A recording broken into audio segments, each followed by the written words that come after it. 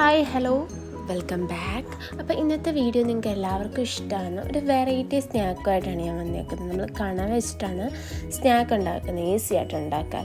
നമ്മൾ കൂടുതലും റോസ്റ്റ് ചെയ്യുക അല്ലെങ്കിൽ തോരൻ വെക്കുക, ഫ്രൈ ചെയ്യുക, അങ്ങനെയൊക്കെയല്ലേ ചെയ്യുന്നത്. നമ്മളിപ്പം ഇവിടെ ഒരു സ്നാക്കാണ് ഉണ്ടാക്കിയിരിക്കുന്നത്. അടിപൊളി ടേസ്റ്റാണ്, കുട്ടികൾക്കൊക്കെ ഒത്തിരി ഇഷ്ടമാവും. അപ്പോൾ വീഡിയോ ഫുള്ളായിട്ട് കാണുക. കണ്ടിഷ്ടമെങ്കിൽ ലൈക്ക് ചെയ്യുക, പുതിയ വ്യൂവേഴ്സ് ആണെങ്കിൽ ഒന്ന് സബ്സ്ക്രൈബ് ചെയ്ത് സപ്പോർട്ട് ചെയ്യുക. ഇപ്പോൾ വീഡിയോയിലേക്ക് പോകാം. അതിനായിട്ട് ഒരു പാൻ എടുക്കുക, അതിനകത്തോട്ട് ഓയിൽ ഒഴിച്ച് കൊടുക്കുക.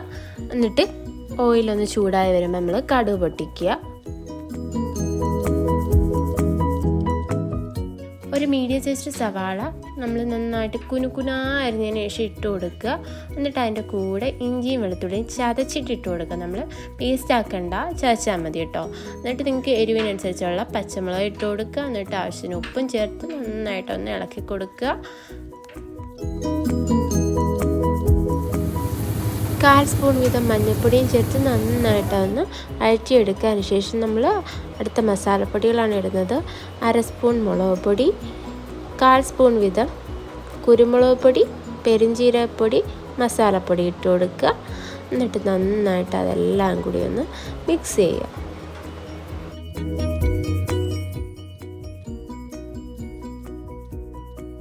അതെല്ലാം നന്നായിട്ട് മിക്സ് ചെയ്തതിന് ശേഷം ഒരു ഉരുളക്കിഴങ്ങ് പുഴുങ്ങിയിട്ട് അതൊന്ന് ഉടച്ചിട്ടിട്ട് കൊടുക്കുകയാണ്. എന്നിട്ട് അതെല്ലാം നന്നായിട്ട് മിക്സ് ആക്കിയതിന് ശേഷം ഒരു സൈഡിലോട്ട് മാറ്റി ഒരു മുട്ട പൊട്ടിച്ചൊഴിച്ചതിന് ശേഷം അതിനകത്ത് ഇച്ചിരി ഉപ്പും ചേർത്തിട്ട് അത് നന്നായിട്ട് ചിക്കി തോത്തിയതിന് ശേഷം ലാസ്റ്റ് എല്ലാം കൂടി ഒന്ന് മിക്സ് ചെയ്യുകയാണ്. അപ്പോൾ നമ്മുടെ കണവയുടെ അകത്ത് ഫില്ല് ചെയ്യാനുള്ള മിക്സ് റെഡി ആയിട്ടുണ്ട്.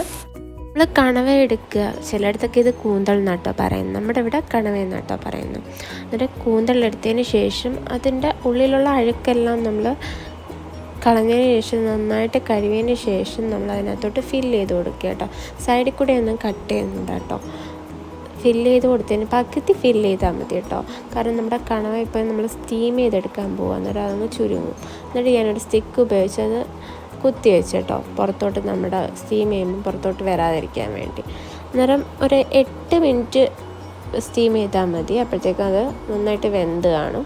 ഇനി നമ്മൾ അന്ന് കുറച്ച് മൈദയും മുട്ടയും കൂടി മിക്സ് ചെയ്ത് ഒരു ബാറ്ററിനകത്ത് മുക്കിയതിന് ശേഷം അതൊന്ന് ബ്രെഡ് ക്രംസിനകത്തോട്ടൊന്ന് പൊതിഞ്ഞ് കൊടുക്കുകയാണ്.